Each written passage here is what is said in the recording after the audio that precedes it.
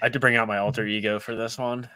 All right, well, we're live. You say it's episode 6. It's episode like 9, I think. I'm not 100% sure. 6.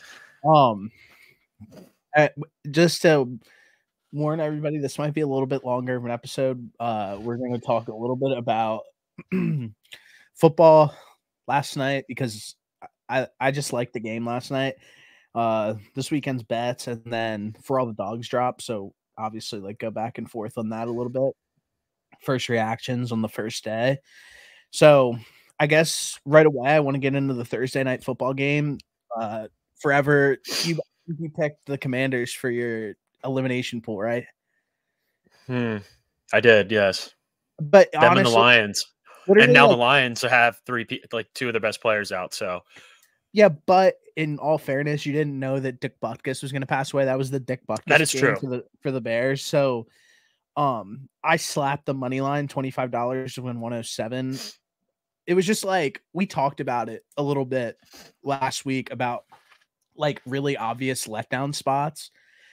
And it just felt like one of those letdown spots. Like you look at the spread, they're 6-point favorites, which after last night, they won't be 6-point favorites to literally anybody for the rest of the season. But they were 6-point favorites. They just came off playing the Eagles. They put up 31 points in an overtime game.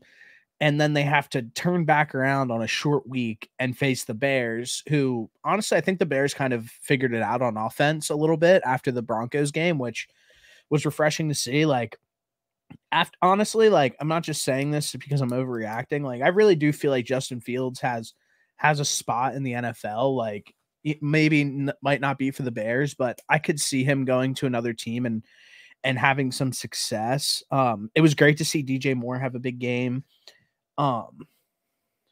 Let's see.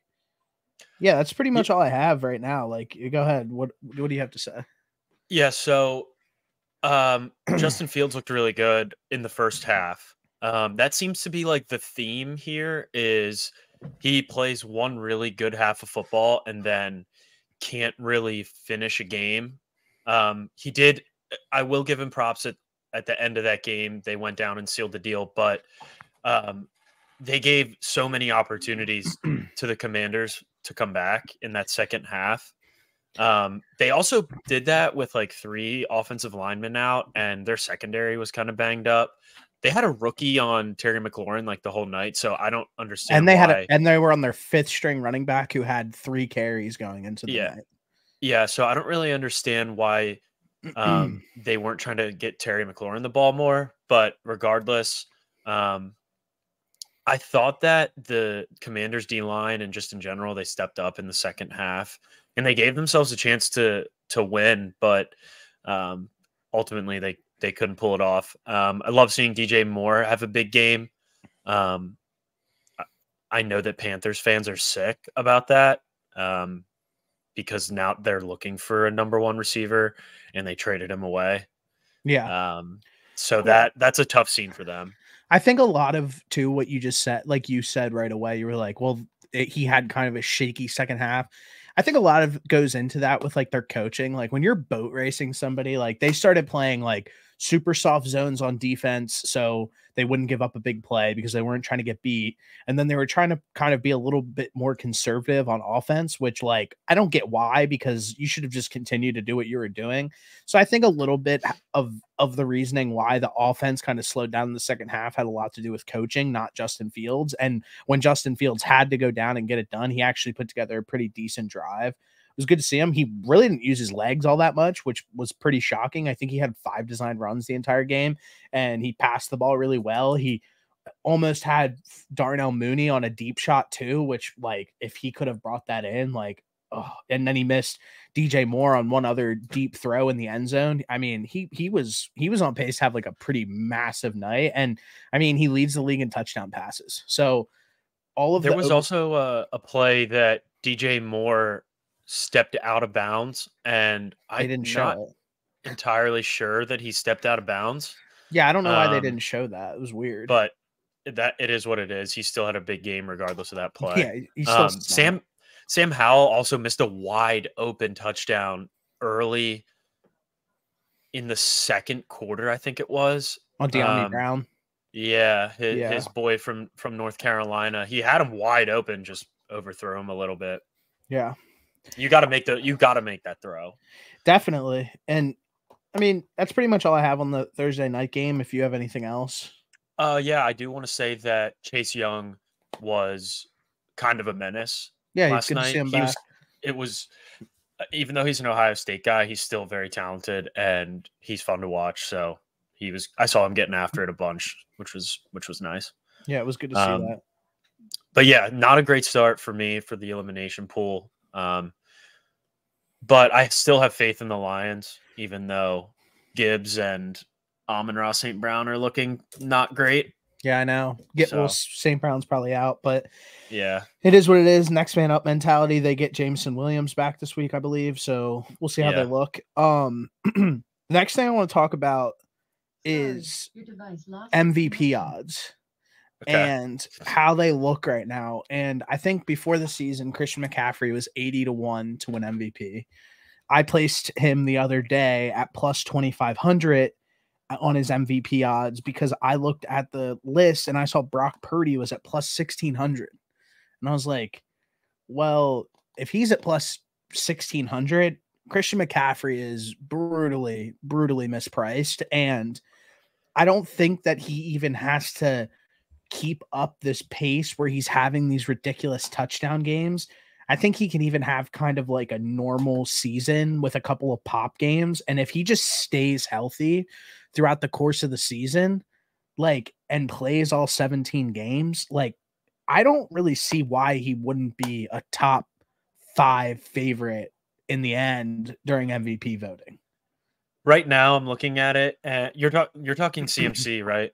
Yeah, he's at 6 right now. And everyone above him, it's all quarterbacks. Josh Allen's 1, Tua's 2, Mahomes 3, Jalen Hurts 4, Lamar Jackson 5. Well, it sounds like your book has it priced a little bit differently. What book do you use again? I'm looking at DraftKings. I use DraftKings, FanDuel, and Barstool, but I just pulled up DraftKings because that's what I already had up. So let me take a look at what McCaffrey is plus 1,700 on this. Christian McCaffrey's plus 2,500 on this, and he's under Trevor Lawrence, Purdy, Justin Herbert. All the quarterbacks are above him. So just something interesting that I saw, the fact that Purdy is above Christian McCaffrey on the MVP odds, I think that might be like a little ridiculous. I mean, that team is not nearly the same team without McCaffrey. For sure. I think Brock Purdy is just managing games, and I think you would probably agree. But ultimately, Christian McCaffrey is like the guy that they want to get the football to over there. Definitely. So I don't think it's that surprising. It's not like Brock Purdy's going out there and throwing for like 350 and 3 touchdowns every game. I mean, McCaffrey probably has more touchdowns than Brock Purdy does already. I'm not sure. Imagine. All I know is that like when you start getting into the season and getting close to the end of the season, they start really like the media loves storylines. And the fact that a position outside of quarterback hasn't won the MVP in like a very long time, I could see if Christian McCaffrey, and this is if he stays healthy and continues to have a great year, that storyline where it's like, well, like it's usually a quarterback award and he's the most dominant player. Like he's an MVP this season. So just something that I saw those odds. I should have taken it 80-1, but I'm picking it up on 25-1 after that massive game that he had last week. But yeah, that's like the quick MVP thing that I wanted to just touch on. Yeah, I think that he's going to actually have to have an insane year because we look at the 5 quarterbacks that are in front of him, at least on DraftKings. And like, if one of those guys stays healthy and just has like a good year, I think they end up winning it. I mean, that's not like a groundbreaking take by any means, but I think it's just so much easier to give it to a quarterback. That's not fair. that I agree with it, but I think that's just you have to have an insane year as a position not named quarterback in order to win an MVP. So like he would have to go absolutely stupid the rest of this year, which it could happen. It could very well happen, but yeah, it's going to be tough. All right. Well, I'm going to go into this weekend. We got the Red River Showdown, Shootout, whatever it's called. Red River rivalry. I don't really have a side on this. I just spent a lot of time in Oklahoma this offseason with like their players and like got to see some practices and stuff like that. They've been playing well this year. So I just took Oklahoma and the over. I think I boosted it 50% and put like $10 on it to win like 80 or some shit. I love Oklahoma, and I was like very set on taking them because I think that it is going to be a close game, but I'm going to take Texas. I think they're like Texas is actually legit. Yeah, again, I'm just basing it off vibes, and every year it seems like Texas drops one, and maybe this is the game they drop. Who knows? The next game that I'm betting is Kentucky plus 14.5. I love Kentucky.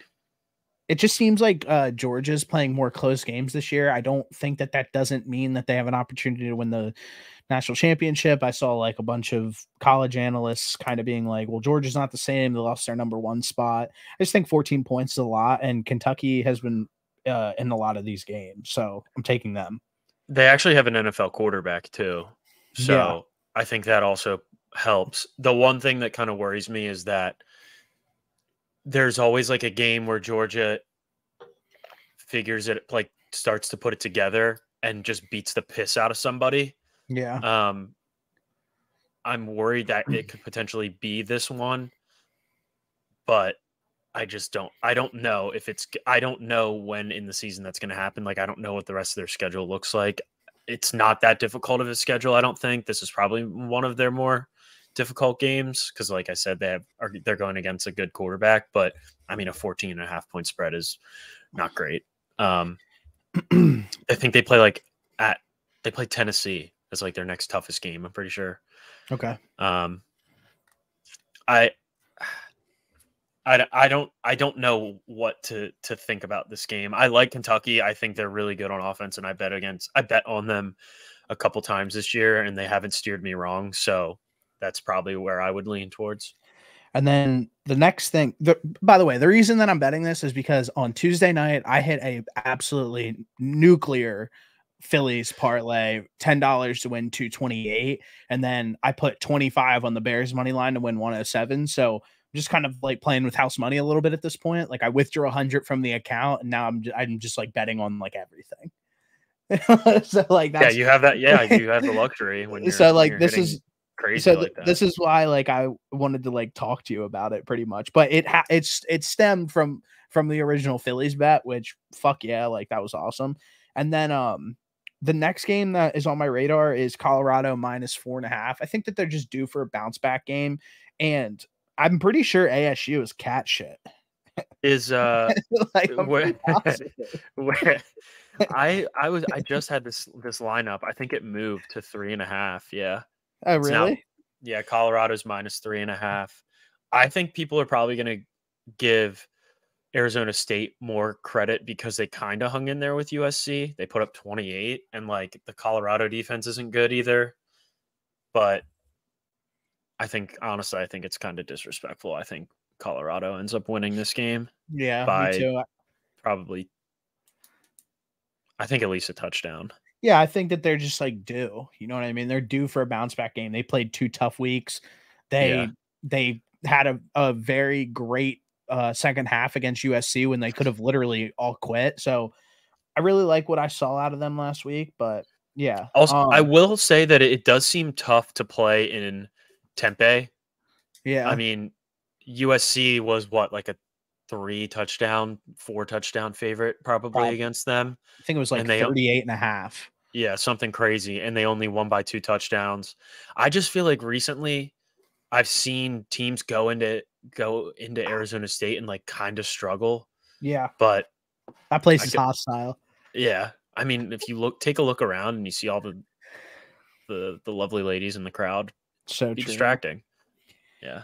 The next game that I have on my bet slip is Ravens minus 4.5. Really not thinking too much about this one. Steelers can't move the ball. Kenny Pickett has a knee, and honestly, I love the way that the Ravens have been looking on offense, and they're fully healthy. Marlon Humphrey practiced this week. Ronnie Staley's back this week. Odell's back this week. Rashad Bateman's trending to play. They're getting a running back off of IR, Mitchell, who they're pretty happy about. I'm just taking the Ravens minus 4.5. I think probably by game. I said this the other day. I think by game time, it's probably going to be at like 6. Yeah, I think when we talked about this on Wednesday, I said that this felt like a trap game that the Steelers would like end up winning. I think that was prior to figuring out that the Ravens were getting their entire team back. Yeah. Um, so I do want to flip my pick on this. I do think that the Ravens are going to win this game. I mean, you're getting what, 6 guys back. Yeah. Six guys back. And I think, bro, Kenny on a bad knee. I mean, like, they haven't looked great. I think they get offensively. Deontay Johnson back. Well, that's good because he's on my fantasy team. So that's great. Even if they do have him back, I don't think he makes that big of a difference to that offense, unfortunately, at this point in time with Matt Canada running it. So just going to go with Ravens minus 4.5. And if people think it's going to be ugly, then like I wouldn't hate the under if somebody like told me that. Yeah. The next one we talked about the other day was Jags money line. Yeah. I think this is another one that I think I'm going to flip on. This is one of those what we talked about literally with the commies, like let's in these games where, okay, the Bills just came off a super emotional, like playoff atmosphere win in Buffalo against the Dolphins after the Dolphins put up 70. They smashed them. They looked amazing. They were ready to go. They lose Tre'Davious White. I don't think Von Miller's active for this week. I know that he's traveling with the team. I don't think he's playing though.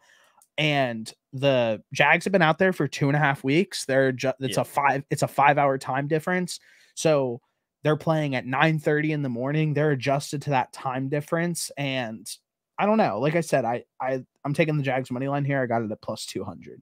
I actually think when we talked about this, I had the Jags because of them being there and being comfortable, getting a game under their belt there already, and the fact that the Bills have to travel so much is definitely, I think, going to play a role. And I think that's why I picked the Jags, and I stand true by that. Yeah. I think I can't remember what the stat was that I saw on Twitter this week, but it definitely leaned in favor of the Jags whenever a team has to travel to London. So I can potentially find that later, but I'm sticking with the Jags too. The next one. So I want to talk about this Eagles-Rams game real quick. Yeah. So the sharp groups automatically came in and bet down the Rams. They're all over the Rams, and they bet on the over 3 times and bumped the over up 3 times. Yeah, it's up there now. So they're saying, I heard Warren Sharp say 48 is the key number that if you can get it at, that he would feel comfortable if you took the over. It's at 50.5, yeah. And then he also said that he would feel as if at some point the Eagles would be a value pick. And I don't know what that number is. That would have to be up to the person betting it. But I said earlier this week that I could see the Eagles kind of dropping this game. And honestly, like as the week went on, and I mean, the Sharps have been getting murdered this season, like plain and simple. As the week kind of went on and hearing more about it, I think that I think we'll know fairly early with this game. If the Eagles can control the line of scrimmage and get to Matt Stafford and create like pressure and make him uncomfortable, I think the Eagles could kind of control this game. I think that they're going to run the rock relatively heavily. And then on top of that, I think that they're just going to try to get pressure on Matt Stafford and make him uncomfortable, I'm actually leaning more towards the Eagles spread. And honestly, I absolutely love the under on this game. So, a couple things. The Cam Jurgens, Fletcher Cox, and Sidney Brown were all ruled out today for that game. Yes. So that should give Jalen Carter more of an opportunity, maybe to jump up in snaps this game. I do think Matt Stafford is going to probably be able to sling it around, especially since they just got Cooper Kupp back. So what I like in this game is Matt Stafford over passing attempts, over pass yards. Probably any Matt Stafford throwing stat is what I like. I do think if it gets to be a scenario where the Eagles end up controlling the line of scrimmage, like you said, that just puts you in a better spot for those Matt Stafford bets, if that's the path that you want to go. I do think I am a little nervous about this game because of 3 people being out, them getting Cooper Kupp back. I think it just comes down to time of possession. I don't know if the Eagles are going to be able to be stopped on offense, but I do think they can get a stop or at least one stop on defense. I think they end up covering 4, but I'm still a little nervous about this game. Understandable. One thing I put in is a $5 parlay, the Rams, Cardinals, and Vikings to all win. Something just random. And then the last thing that I feel confident about is Vikings have the Chiefs, right? Yeah. The last thing I feel confident about is Breece Hall, longest rush over 16 yards. The over in the Jets game at 43, and Breece Hall to score a touchdown. Yeah. Those are 3 things that are on my card as well. Just straight bet those.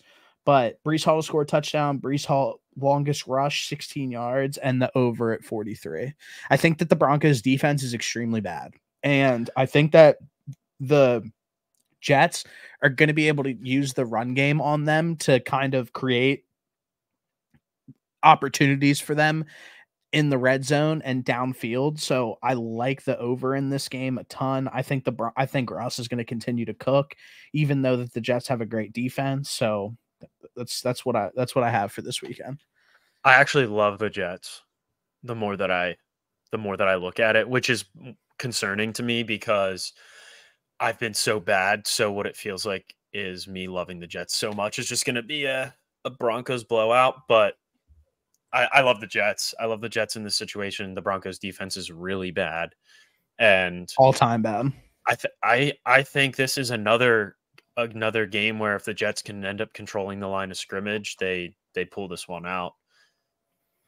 I think they're going to put pressure on Russ. I think I love all the Breece Hall bets.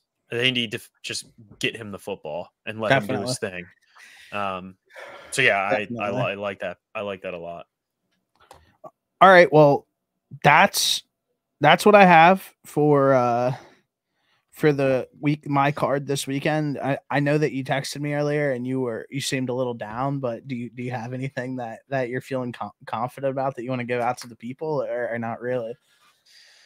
At this point,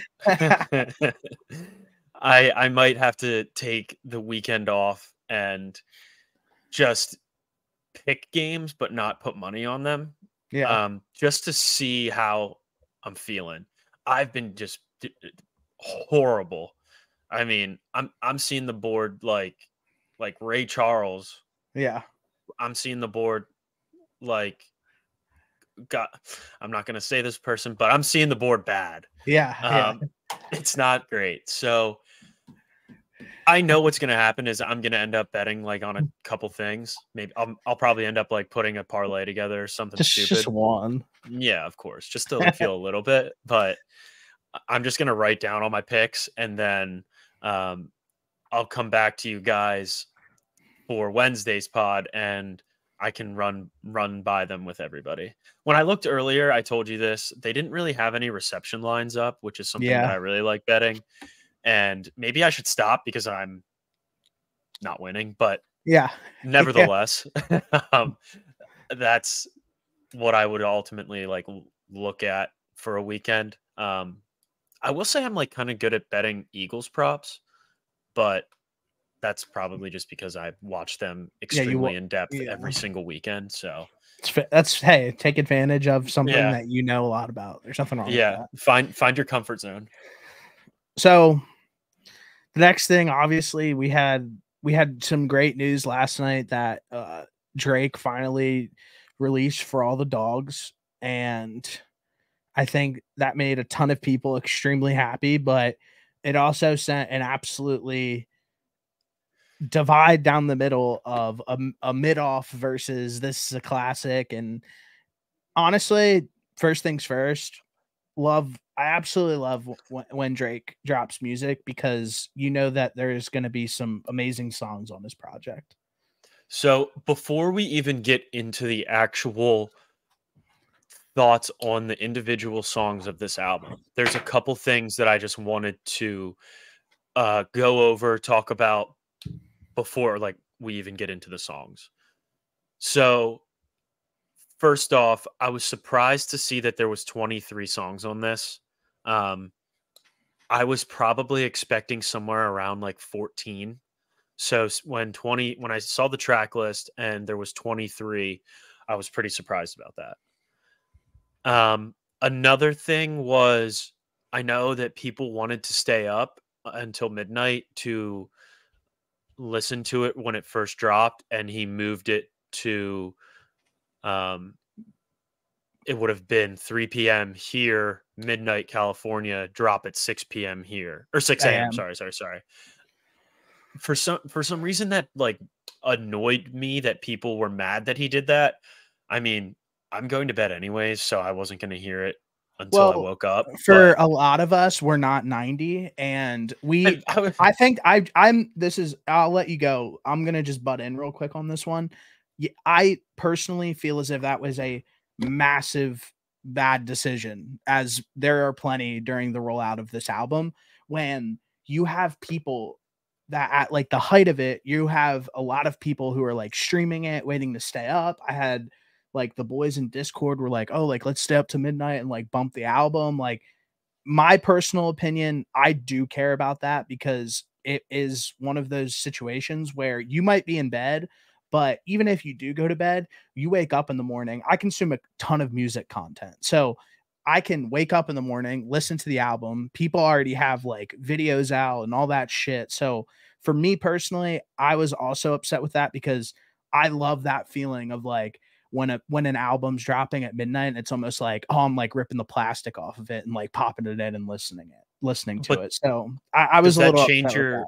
opinion on the actual music itself? Um, Like, it does that play any role into how you yes, felt yeah, about? absolutely, yes. Okay, why? Because when I'm listening to an album, uh, what for me, it's about like the experience and like when I listened to it at 6 o'clock this morning, or not six, but I woke up at like 7:30 and like threw it on, like, well, I was like just waking up and like I knew it didn't hit hard because I was like waking up out of bed and like that's probably not the perfect time to like listen to a Drake song. But when I was like sitting in my fucking office smoking weed all night, like waiting for it to drop, I was like, oh shit, like I'm gonna be in like the best mood ever. And when this drops, I'm gonna fucking throw my headphones on, put it in 3D sound, and like turn it up to 100 and like just like vibe out. So I do think that he missed a little bit on like the experience of the album for me at least at first. Like I'm saying like very first listen. You could The have also just waited until Why would I tonight why the hell would I do that? because When you want why what the would full experience I of would have like had to the night doing your whole. I would have literally had to turn my phone off, my computer's off, like I would have had to sit in my room and wait until midnight tonight because You've done that there before. But there's no, that is a ridiculous statement to think that you can like go like a full, when I woke up this morning, it was texts about if you like the Drake album. It wasn't like, for sure. so it's not like like, yes, for me personally, and I think a lot of people feel this way. The very first overall listen of the album did not hit as hard as it could have potentially hit because it came out at 6 a.m. and not midnight. But go ahead, keep going. So wasn't there that you did this before where you waited like 2 weeks to listen to an album simply because everyone was talking about it? So you're like, I'm not going to listen to it for 2 weeks. Why didn't you do that? You did. You definitely did that. No, I forget what album it was. It wasn't a popular album though. Oh, that's a lie. No, it wasn't. It was a popular album for sure. It wasn't like a Drake album. It wasn't like a top tier album. I think it might have been a Drake album. I think it might have been like a Thug album, honestly. No, I think it was Drake. Which Drake album? I want to say I think this was before COVID. I mean, that 1,000,000% sounds like something I'd say, but exactly. But I don't think that it was a major album because I always listen to the Drake album first day. I do. Listen, as I know that you don't think this, but I'm like an extremely massive Drake fan. I'm looking here. Like, it's not Care Package because I fucking love Care Package. I actually think you did that with Certified Lover Boy. I don't think so because I remember like first day listening to like TSU and Into Deep because I was like, oh shit, they put the songs that were leaked from COVID on this album. All right. Regardless, it was Scorpion. Bro, it was not Scorpion. Bro, that was not a Drake album. That does sound extremely like something I would say, but I don't think it was a major album. Anyway, we're way off topic. Yeah, okay. Go on your points right now. You stopped at the album dropping at midnight instead of 6 a.m. We're not all 90 though. We stay up past midnight, but go ahead. Okay, so that was one. The 23 songs was another. Did you feel that 23 songs was too much, or did you feel that you were happy with that amount of content from Drake? I think when it comes to Drake, I would always lean on the side of the more the merrier. Just because I know recently he's been dropping music more frequently, but moving forward, I don't know if that's going to happen. So I would rather have more to listen to, even if it isn't up to the ceiling that he put on himself as far as like quality, because it's still going to fall somewhere close. I would still rather have that than nothing. All right, keep going. I was very surprised at the list of features. I did not expect Tizo. I did not expect Tizo Touchdown to be on this as often as he was. I know that when that Tizo album came out, he was talking about like how good he thought it was. So I was surprised to see that. 21 Savage figured. I already knew that he was going to put J. Cole on there because he talked about it. Party Next Door. I was not expecting Chief Keef, which was kind of cool. It was cool. I would have liked him to have a little longer of a runtime as a feature, but keep going. Agreed. Sexy Red, I was not expecting, nor am I happy about. Awful. And then Yachty, I knew that Yachty was going to be on it. So pretty much just like the Tizo Touchdown and Chief Keef being on there, because I'm pretty sure he said that. I saw on Twitter that there was going to be a song with Bad Bunny a couple weeks ago. Just Bunny, yeah. Yeah, I mean the Yachty feature was cool. I just don't really see the need for it on a Drake project, but yeah, I mean it was okay. But keep going. I guess like kind of this. I guess some of the other notes that I have here are all pretty much like song based, like what Okay. I think about certain songs. Well, we can get into that. I do have some shit though that I wrote down because listen, this what I'm saying right now doesn't mean that I don't like the songs on the album. It doesn't mean Drake isn't the best artist that we've ever experienced in our entire life. It doesn't mean that Drake isn't rich or like whatever. Like I had people say crazy shit to me to like I told Bo that like I Jackson. was yeah, Bo Jackson. I was just like, yeah, like I think that like at this very point in time that you could actually say in 2023 that Travis and Drake are like on the same level when they put out an album in 2023, not of all time. And he goes, Drake's way richer than Travis. I was like, I don't know what that has to do with anything because I know that. So that's where, like, listen, I absolutely love Drake. He has 3 classic albums in his discography. Nothing Was the Same. If you're reading this, it's too late. And Take Care. They are absolutely flawless projects. And like, will go down like we'll be 90. If we live to 90, we will listen to those albums because they will age absolutely gracefully. They're perfect. And this is a conversation that me and you have had a lot over the last few years.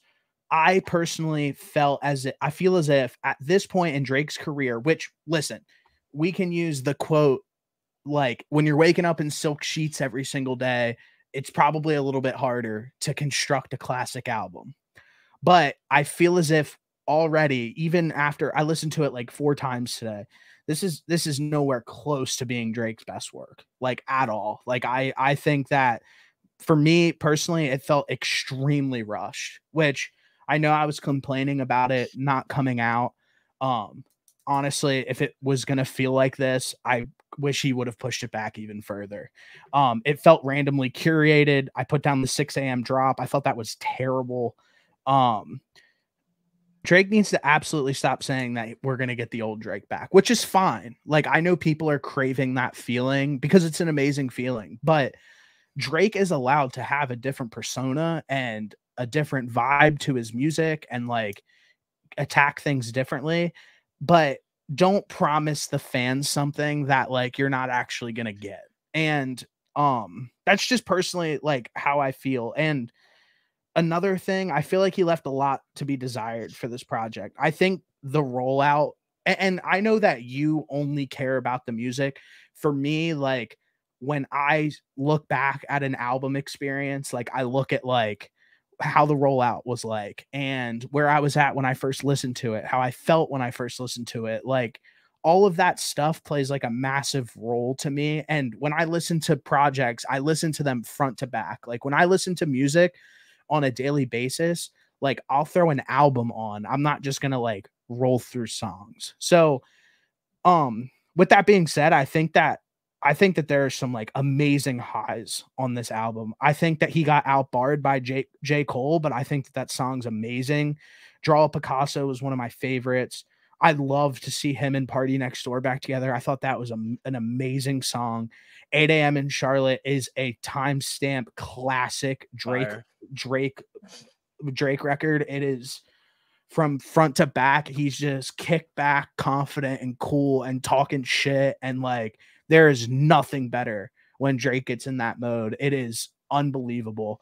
And Away From Home was okay. And like I said, Another Late Night. I don't think Yachty, there was a place for him on the album, but I didn't hate the song.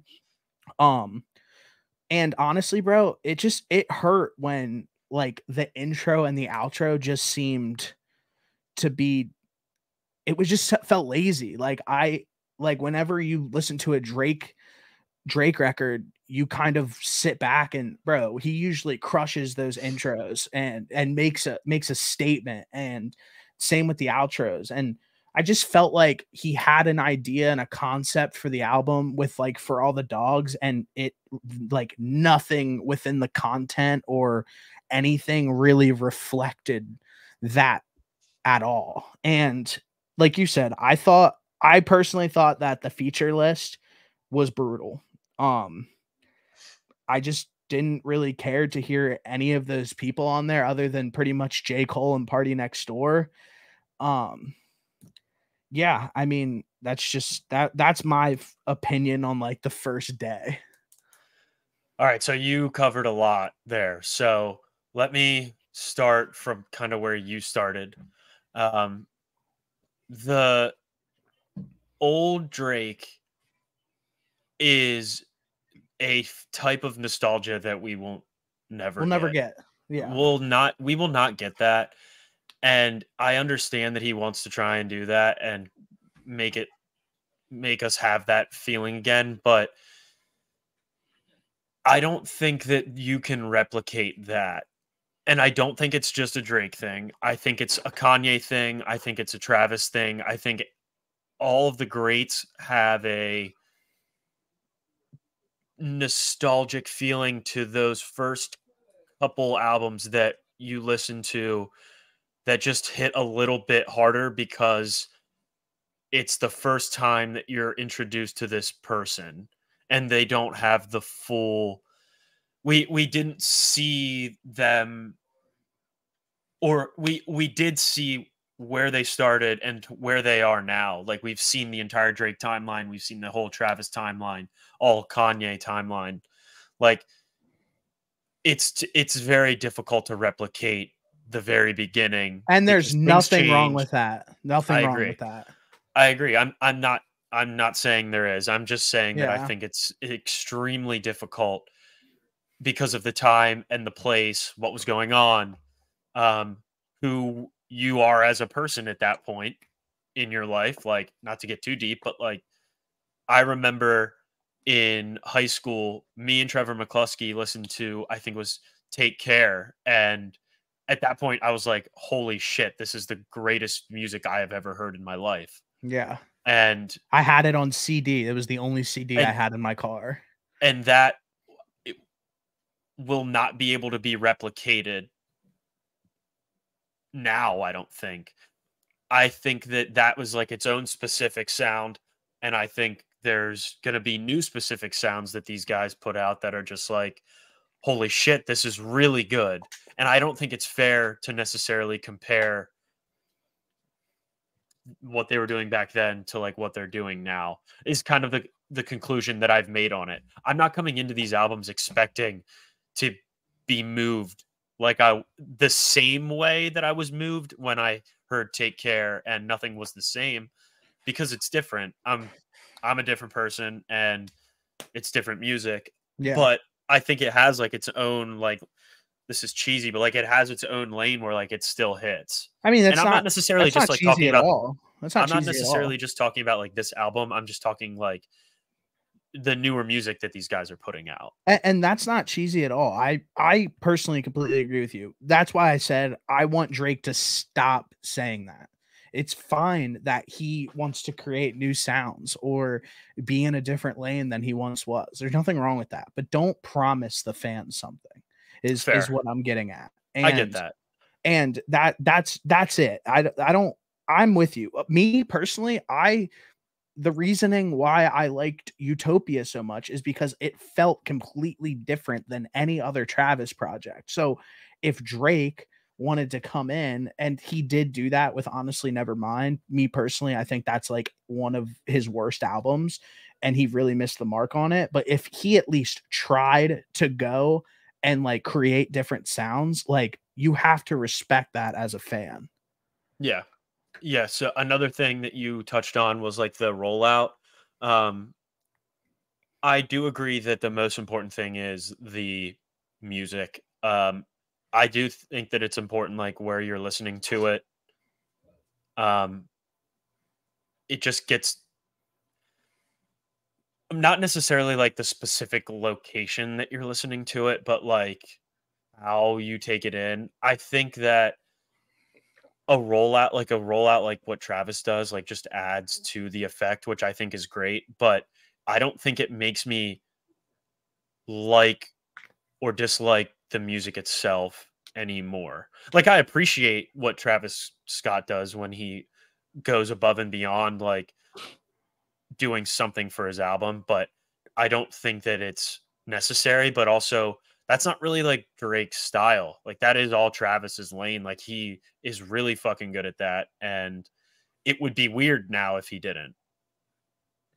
Yeah, I guess what the reasoning is, and I mean, there's people who put together these, and this goes back to a major point where I personally just feel as if like Drake's music alone and what he's putting out currently, like he's not going to be able to curate a classic, in my personal opinion, anymore in his entire career. And a big reasoning behind that is because like there's no world building with this album. And if there is any world building that he's trying to create, he doesn't really back it up within the music, because I liked the idea of For All the Dogs. Like, I think that that's a cool concept. I think that a million things could have been done with it. But then when you listen to the album, it's honestly music for women. And there's nothing wrong with that. It's cool. Like, I know women need to hear music too, but when I'm first clicking on a project that is called For All the Dogs, I'm going in with a certain feeling. And I don't think that that feeling was met after I listened to it. I think it's difficult to put out classics. That's why they're classics. I don't go into every album expecting it to be a classic, just because there's also a part You're of going to me get let that down. there's that, but there's also a part of me that knows I don't know if it's going to be a classic right away, because it takes some time. And I think this is just me personally. Like I'll run through an album a couple times and then I'll listen to it a few weeks and then I'll find other songs that I'm like, oh, I like this song more than when I originally listened to it. So I think like that classic part of it comes in later than day one. Oh, Like definitely. I just I didn't don't sit think there though. in Cedar Cliff and say that Take Care was a classic right away. I But like I said, I thought it was fucking the high amazing, but end. You know the high right. end of Drake's work at this point. He's a very well established artist. After listening to this album, none of these songs, maybe a few, compare to his absolute peak as an artist. So I think that, yeah, maybe not all albums can be sat and been like, okay, yeah, this is an absolute classic off the rip. Like, no doubt. I agree with that. But after an artist has put out so much work, and when you go and you listen to a Drake song, and you've listened to a ton of them, and so have I, you kind of have some sort of baseline that you're thinking of. And the beats, the production, the lyrics, the features, and the feel of this do not even slightly compare to his best work in any way, shape, or form. And I'm not going to sit here and like completely trash it, because I do like some of the songs. I thought they were like actually fire. But I don't think like has gone on now. And this is a little bit of an album run where Drake has not been on his A game. I think his A game has shifted.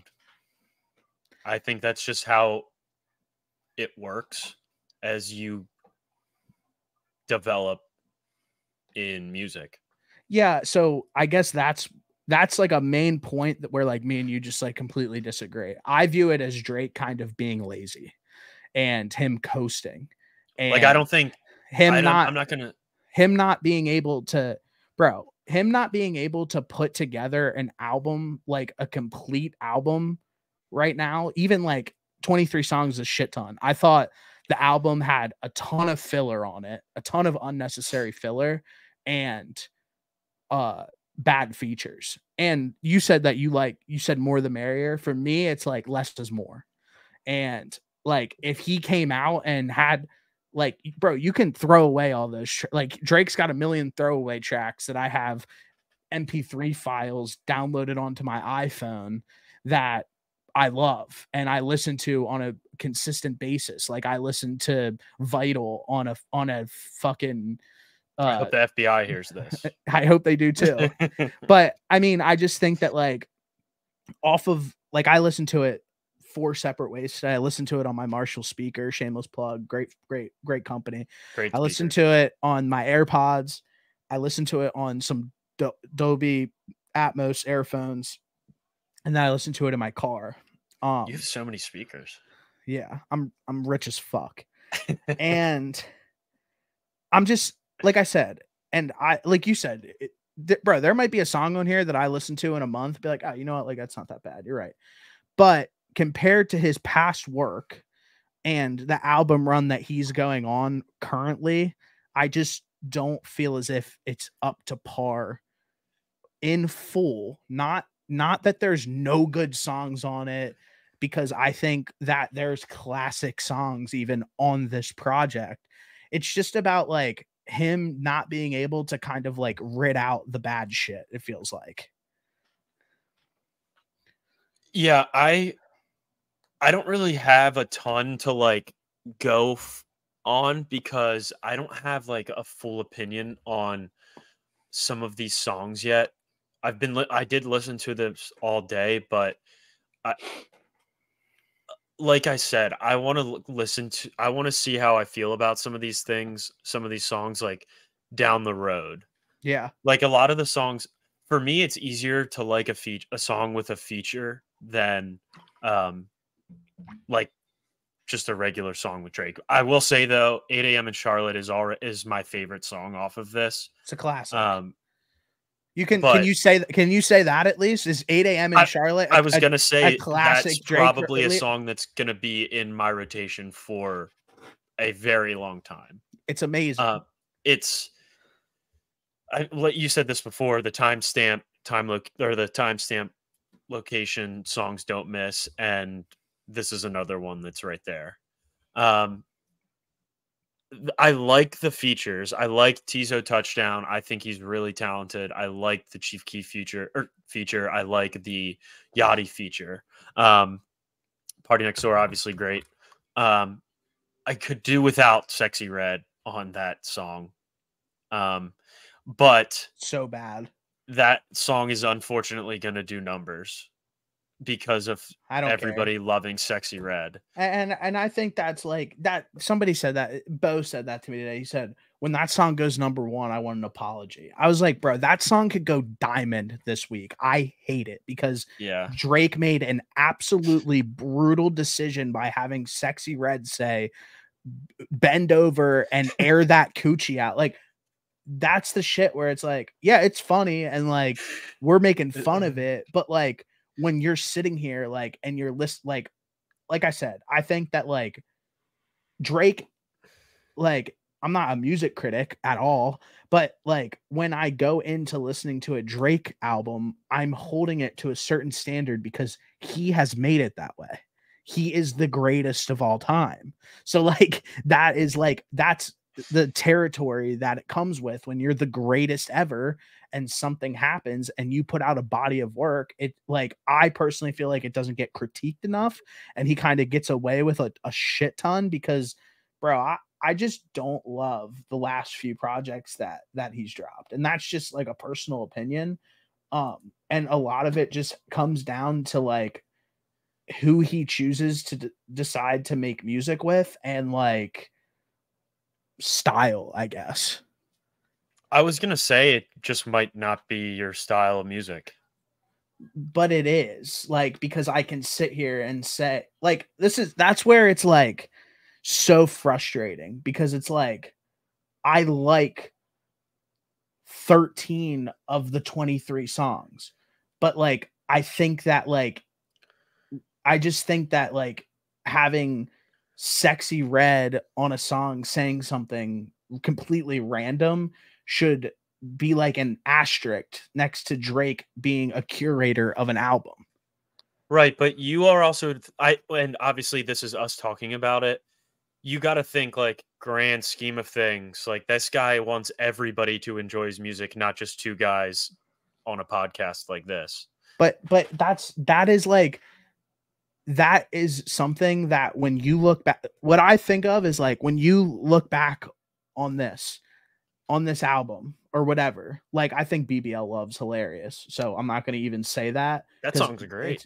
It's supposed to be funny, but like things like need to age well also. It's not just about like, oh, like, well, Sexy Red's popping for a summer, so I'm going to put her on the biggest album of the year. It's like, bro, you're the biggest artist in the world. You can release that as a single or a throwaway or whatever. It shouldn't be on your biggest album of the year, like something that has been getting built up for such a long time. But that is just strictly my opinion. I think that if he could kind of rid out some of those like interesting decisions, I would probably describe it as like, I think that we could actually get another classic out of Drake, but until he kind of can wean out the bullshit, like I don't think that it's possible. I do think this feels more playlist, more like More Life than like an album per se. Okay. Like I don't know. What do you think? Like, do you think it feels more like a playlist than like a full album? It feels like a randomly constructed, poorly curated playlist. Yes. I do think I genuinely, and I'm not like, bro, I want to like every single one of these songs when I listen to a Drake album, but, and that's why I come back to say, I like the songs on the album. I don't like the project as a whole. There's a big difference. Like, I think that like where like Bo and Colt and like Tresco and well, Sprack hated it, but like where I'm talking to them and they think that I'm saying like the songs aren't good. It's like, no, some of the songs are top tier, A+ quality, better. Fuck your favorite rapper. He'll never put something out like that ever in his entire career, even if he tried his hardest.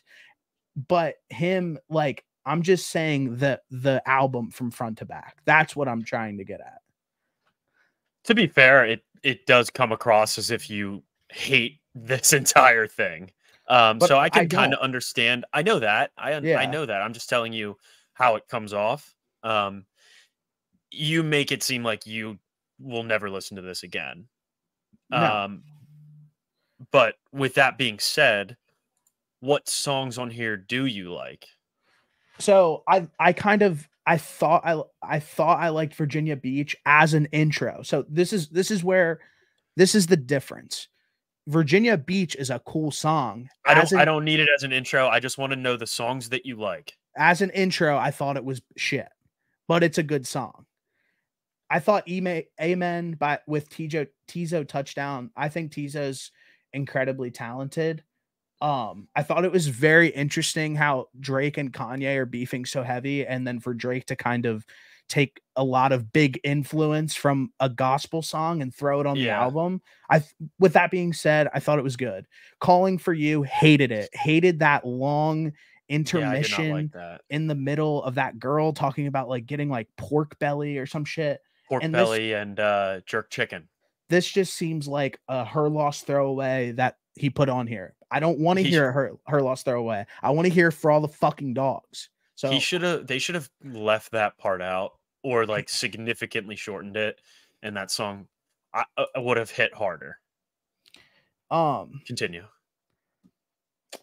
Fear of Heights, he slid on it. It was cool. It was whatever. Daylight, hated the I guess it's a chorus where he repeats Shoot 'em in Daylight. Didn't really like that. Adonis should never have a bar on a Drake album ever again. His shit was awful.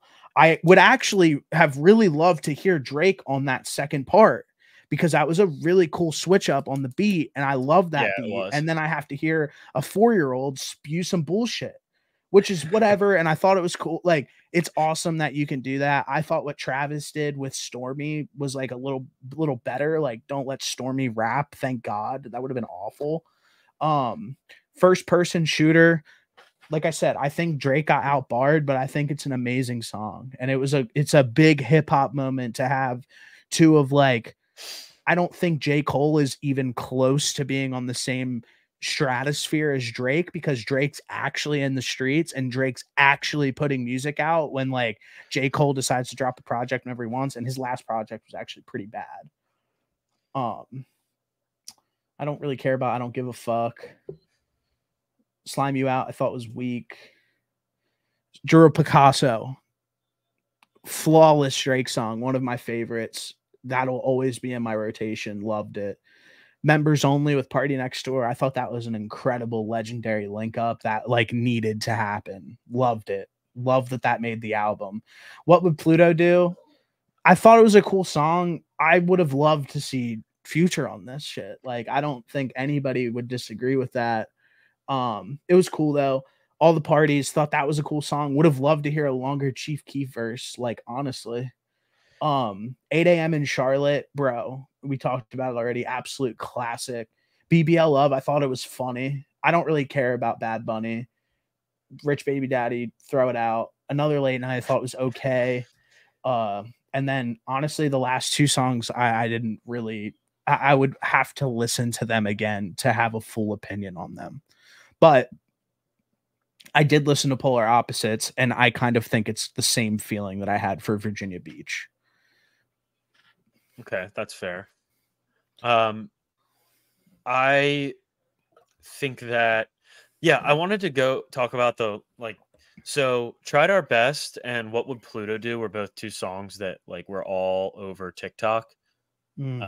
So I kind of heard those before, so it was cool to like finally hear the full version.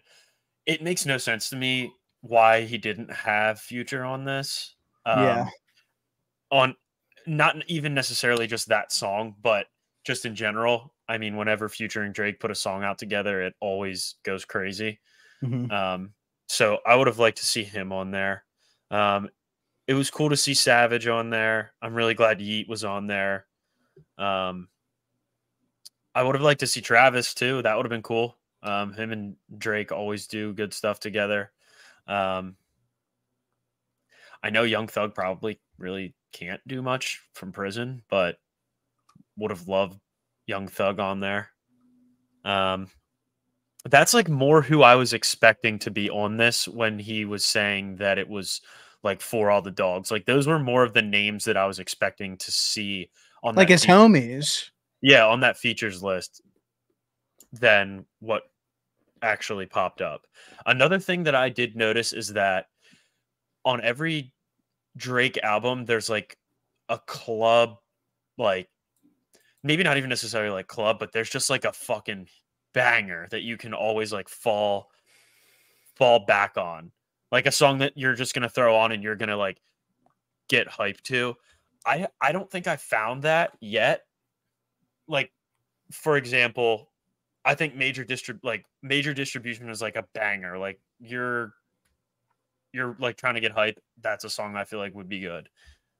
Same with like Back Outside Boys, and then Jumbotron Shit Poppin'. And I get this is a completely different album, but I didn't really feel like a song that was like him talking shit like that. Honestly, that's something that when I came away from it, I appreciated it more. That he wasn't trying to kind of like, there wasn't an like, I don't think that you listen to this in full and there's a really obvious hit. And not hit, I shouldn't say that, like mega, like gets played, like undeniable, like number one. Like, there's really great songs on here, but like I liked listening to it and like not being able to like hear that and like enjoying each song and being like, okay, like it's kind of like up for interpretation on like which one is like your favorite. Why is this happening? I don't know what's happening. Stop. I'm not doing anything. Fuck. I don't even know how that happens. Fuck those balloons, bro. I swear to God, I don't know how that's happening. Is What there do a you way? what did you think though? Like which I as far as like the whole album, or like what are you asking me? like that aspect of things where there's really no, as of right now, it doesn't really feel like there's like a true like ultimate like banger on this album. What I think's gonna happen is it'll probably end up being first person shooter with J. Cole. Okay. Um, I don't need like multiple, but I feel like there's always kind of one. Um, the Now that I think about it, what was that? So, sorry. Yeah. Um, Thinking, I I would prefer if there was like at least one, but I don't need there to be like a ton. I mean, am I just gonna like rage face in my car driving to work? Yes. Sometimes. I do And every day. and I can do that with other Drake songs, but and other like just other songs in general. But I would have preferred at least like one. I mean, it might end up being the Yeet song for me. Where like I throw that bad boy on and just Yeah, I didn't like that song that much. Um Thought it was okay, but I don't know, like I think the Bad Bunny song is gonna do numbers as well. yeah. It's hilarious that he was singing Spanish. Yeah, I don't care about that, I guess. Like, even I texted you the other day because I like that was one song that I didn't like at first on Utopia.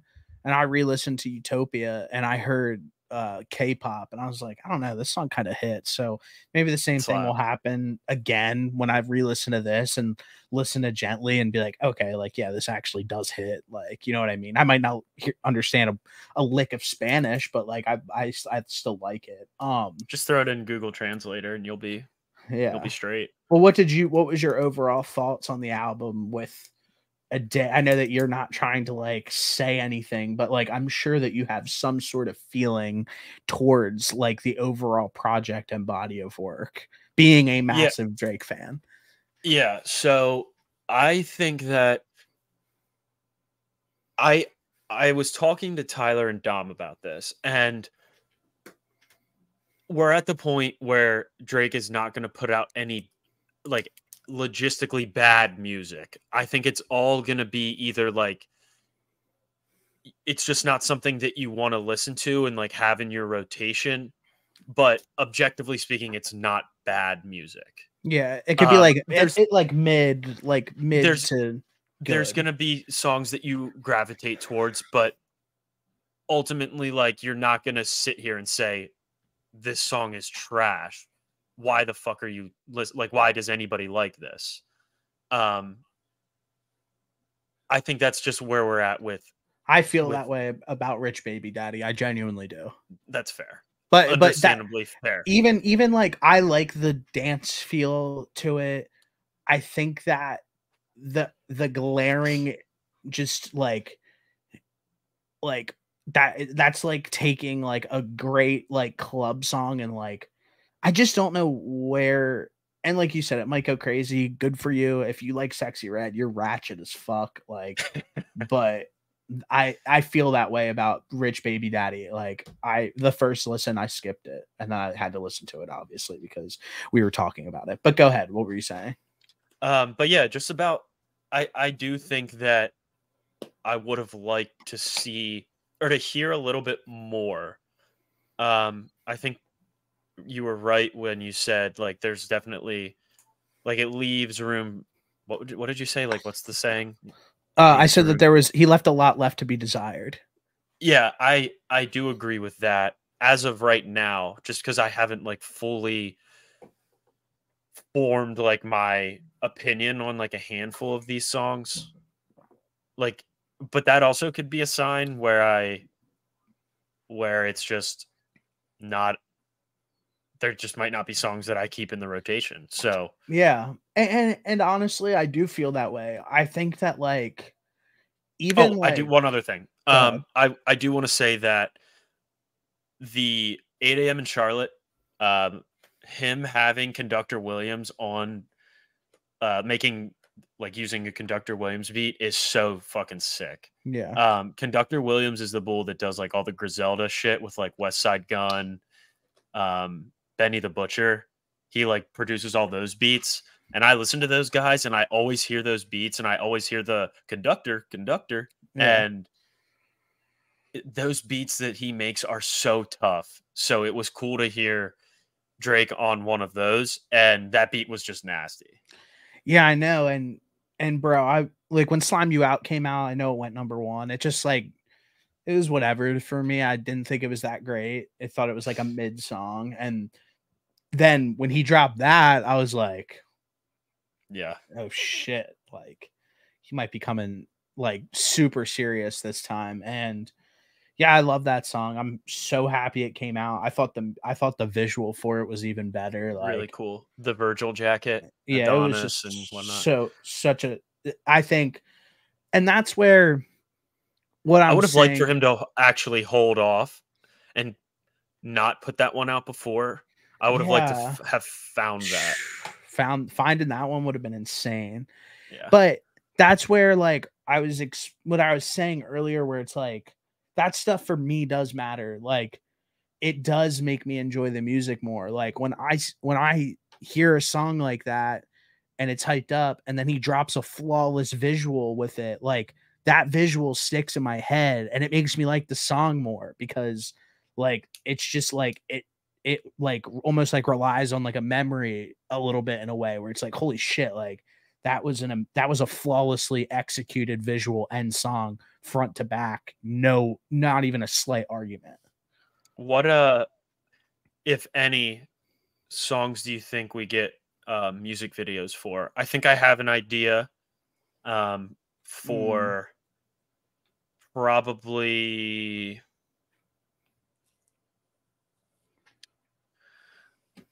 I think I have 4 that I think.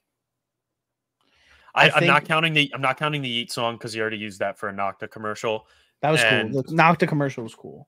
fire. And I'm not gonna count um uh 8 a.m. in Charlotte already.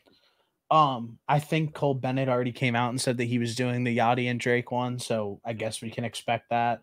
Yeah. And Yeah, that's what that was the one that I was gonna say. I think for we are some reason, I could see him doing it with Tizo touchdown on Amen. For some reason, like I know Tizo has like a really unique look. style of his music videos where he does it in the same exact place in front of that garage. I could for Yeah. some reason seeing Drake liking that. So maybe that and maybe the J. Cole song. I don't know.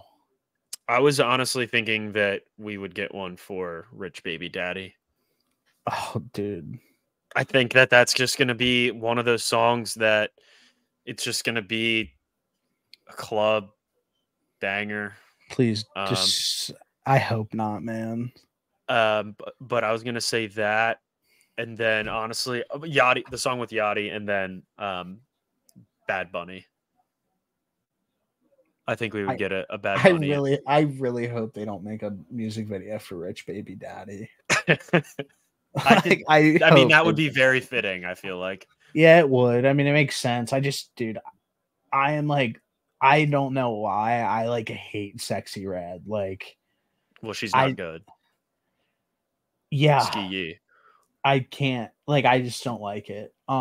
Even I will say one thing about Sexy Red. It's lit when the football teams play it in the locker room and they get hype, but like for 30 seconds, but that's it. Honestly, other than that, I don't need it. Honestly, even looking back, like I'm looking at, like I think Her Loss is like honestly like a great project. Like I really do.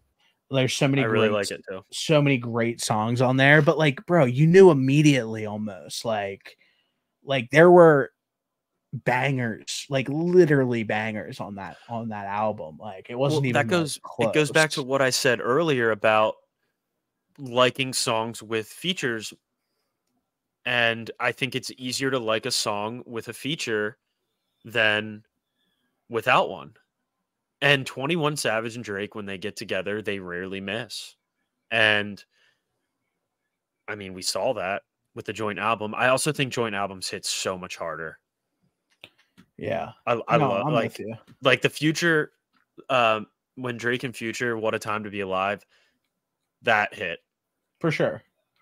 for sure. But I mean, overall though, like I said, I don't want even I think I did a better job of explaining it on here than I have to other people, where it's like, I'm not saying that the music individually is bad.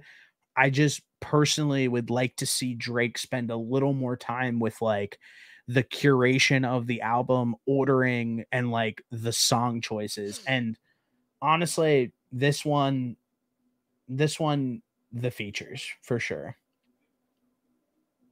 Yeah, I mean, like I said, I would have liked to have heard some of those other guys on, like I mentioned earlier, Future, Travis, etc.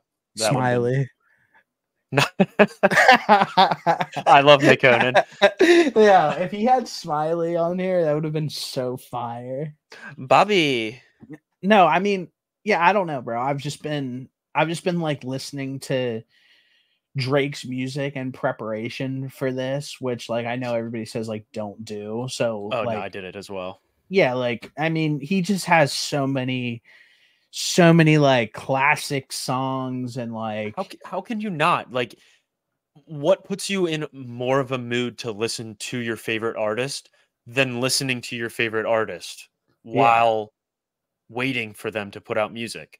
Like, yeah, listening when the Travis album came out, that's like all that I was running up until the album, because I was like, damn, like I'm excited for this album. Like, let me go yeah, back and listen to Astro World, and let me go back and listen to like um, Birds in the Trap. Like, all of yeah, that stuff was like, those are phenomenal and put me in the mood to want to listen to Travis Scott more. yeah. No, definitely. I just, dude, I just always get like, I don't know. I just think that like, listen, I love Drake so much that all of my friends, and it's just my friend group, honestly, who are massive Drake fans, that I get to a point where I'm just like, okay, the music's really good, but I want to hear you guys be critical of Drake because this isn't his best work. That's all I want. Like, I just want some sort of being like, you know what? This isn't his best work. Like, I have Bo and Colt telling me that this is the best album ever made. So like, Well, I just are they clowning you, or are they no, being serious? they're being extremely serious. And like they even said like they're like, this is gonna sell like 1 million or whatever. And I'm just like, It's gonna sell crazy just because it's Drake it's and it's Drake. hype. It's But Drake. It's always I mean, I it's don't. gonna go number one. It's gonna go number one. It's gonna have a number one single. Like there, Correct. that's what's happening. But also when Uzi dropped, like I don't listen to one song off of Pink Tape, and Pink Tape went number one, and there was a number one song from Pink Tape that goes on there. It's just so easy to go like number one when like you are a premier name in the music industry, because everybody is going to stream it at least once. Yeah, it's a guarantee. Basically, you're gonna be number one at some point shortly after your album release if you are a big name, like you said, because so many people listen to your music, so many people like you. So, like you said, they're gonna listen to it once. That's how it'll be forever until they put chips in our brains, and then did you just hit your mic? No. Is someone breaking in? Short intermission. My dad's pounded my door down. I thought the cops were here. I was like, are you hitting your mic? No, I heard that too. I was like, did I just hit my mic?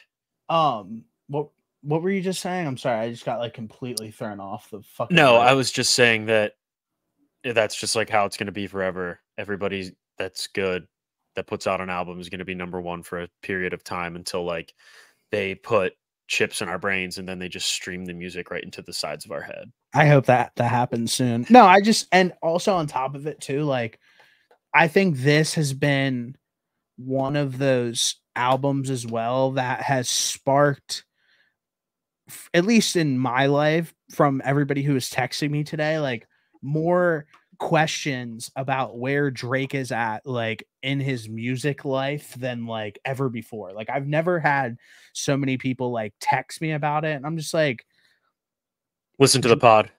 Yeah, listen to the pod. Listen to the pod. Listen to the pod. It is hard. It is hard. Like, I'm not expecting, like, Drake is a mega massive superstar who has, like I said, has 3 flawless albums in his catalog and is cemented in history forever and will be the greatest artist probably, like, from our teenage years to like our 30s. Like, he's been the number one guy, and there's zero, like, there's not even like a slight debate to make. Like, people try to say Kendrick or whatever, those guys don't even drop music. Like, I think that the only other guy is that you could say is Kanye, but since I mean, everything prior to the gospel album that he put out, I thought was good. Yeah, definitely. But that album, the gospel album, like, wasn't obviously great. And him being pro Hitler also doesn't land well, but yeah, everything before that was great. I'll tell you what, we're an anti-Hitler podcast. We love Jewish people. Like, I love Jewish people. I hate Hitler. I just thought that was like, it sucks to see like Kanye like low key lose his head, which it does. I get it. Like, all artists are like low key mad as fuck and like crazy, but he is just like on a whole nother level. Yeah, I mean, that's pretty much all I have, unless if you have anything else that like you want to touch on or talk about, how you feel, like what's going on. Well, I think we didn't touch on like the Snoop Dogg being there in the album for a little bit, which I thought was kind of cool. BARK radio, which was kind of cool. Is it Kai or K Sanat? Did you see his stream? Kai. Yeah. Kai Sanat, his stream, he had like 40 dogs in his room. Yeah. He's the best. It was sick. Do you like pay attention to like anything that Kai does, or like not? Really? He always pops up on my TikTok. I just like I don't watch his streams, but whenever the videos pop up on my TikTok, I always watch him. He's cool. Yeah, like when he had cool Offset on was fire. Speaking of Offset, did you see the track list for that? Yes. It's gonna be fucking. I'm excited. Listen. And the snippets. I'm excited for that album. I think it's gonna be good. I posted the video on my Instagram like 6 months ago of like him and Travis at Rolling Loud Thailand, where they're performing that song with the fan, and they're like ripping his shirt off and Say like My Grace, rapping in his face. And I was like, this song's gonna be a fucking banger. And then I heard Travis's verse leaked on it. It sounds sick. Ridiculous. I'm excited for that album. I saw that snippet. He as an Offset was having a listening party. I think it was during Paris Fashion Week. He had it. And he played that Say My Grace, or Say My Grace, Say Your Grace, whatever. He played a Don Toliver song. Sounded crazy. Sounded awesome. And then he played a Playboy Cardi song, which sounded awesome too. I listen, those are features that wake me up in the morning and get me hyped. Yeah, I'm juiced. And what I heard so far, I'm absolutely juiced for that album. I think Offset low-key has like a low-key, like really great like comeback low-key, like where he's crushing his album rollout, where he did like Kai Stream. He pulled up to the Colorado game. He's like at all the right places, previewing the music. Like, you're seeing clips of it like on Twitter that are like blowing up crazy. Like, he's doing a really great job of the rollout for this album. And honestly, he has me like stupid excited for it. I think it's going to slap. It might be album of the year. It might slap, bro. Dude, Young Nudi's on there too. And yeah, like I'm a big Young Nudie guy. That's what I'm saying. I really do have high hopes for that album. I think it might actually like slap hard. Let me see here. I'm trying to pull up the track list. So far we've got okay. He released a single already, which was not bad. Who was it? It was just one song. no feature. Called Fan. Album's called Set It Off, but I can't find the track list that I saw on Twitter, but I think it's gonna be fire. I forget. This is great podcasting. Fuck them, dude. Fuck. Okay, I got it. Jealousy as well. Travis Scott on Say My Grace, Don Toliver on Worth It, Future on Broad Day, Lotto on Fine as Can Be, Young Nudie on Dope Boy, Chloe on Princess Cut, Mango Fu on Skyami. Let's go. I think that's all of them. But hey, that's a pretty good list if you ask me. Bro, I found a listener of our show today. Who? James Tresco. Do you know who that is? Didn't we play Fortnite with him? Yeah, back in the day. He I randomly got thrown in a group chat with him today to talk the Drake album, and he was just like, randomly said, he was like, I also appreciate the podcast every week. And I was like, are you one of the random people that listen to it? Because I'm trying to figure out where these views come from.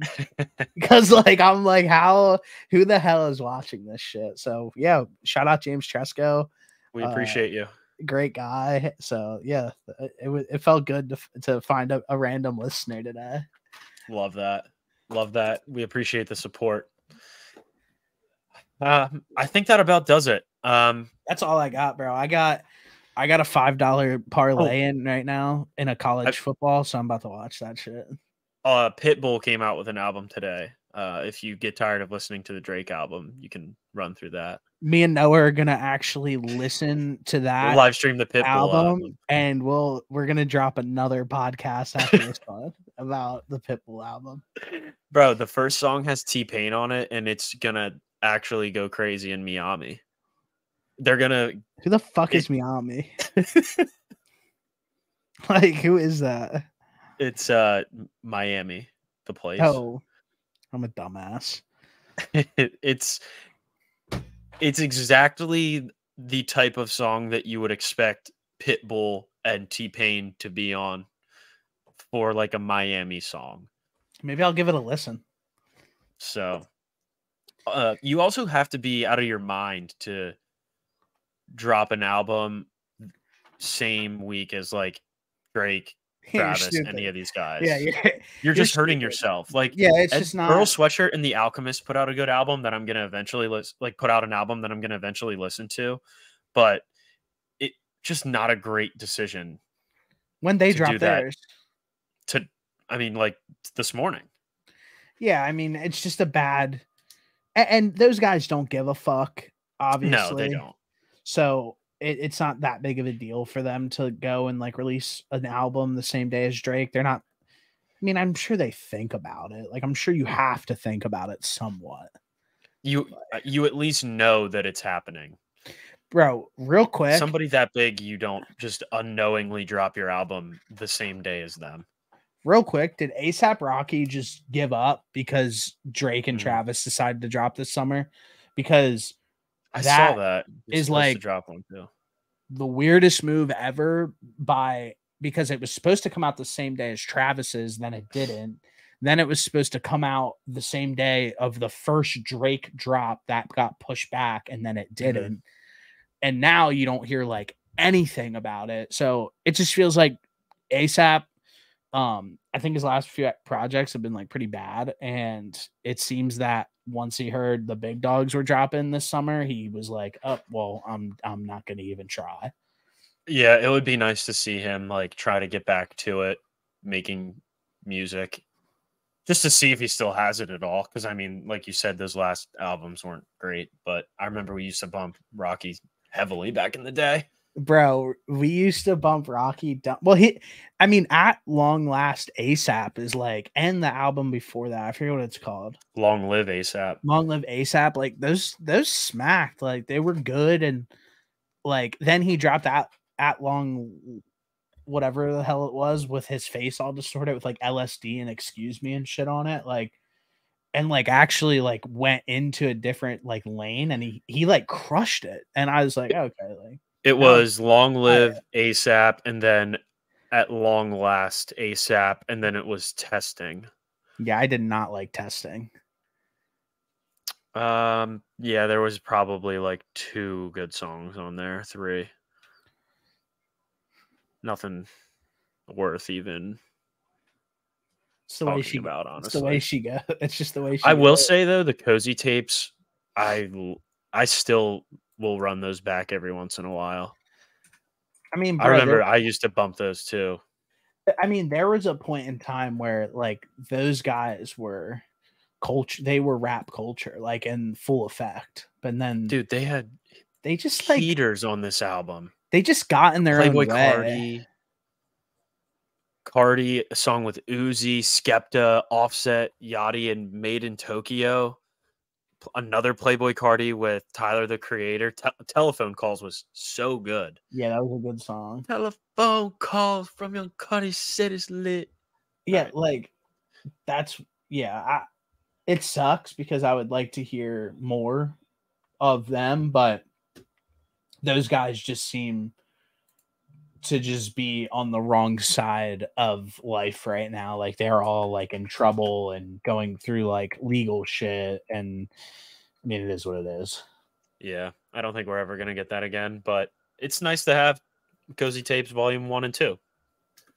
By ASAP Mob. I'm gonna listen to it after we get off here. But hey, great episode. Way to dive into it. I'm happy that I finally worded correctly that I don't actually hate Drake's music. And I think that I needed to do that because people think I do, but I don't. So felt good to do that. Great album review. Big weekend of football, and we will definitely be back on Tuesday and locked in. I hope everybody wins their bets. That's about all I got for you guys. Just win your bets. I'm gonna write down what I like, and we can go over it on on Wednesday. Does Penn State play this week? No, they're off, and then they got UMass, and then they've got Ohio State. Upset alert. That's gonna be a big Upset game alert. against UMass. That's an upset alert game. I'm betting UMass money line. The Minutemen. It's such a look ahead, but we can wait till we get there. All right, I'll talk to you later. See ya. All right, brother.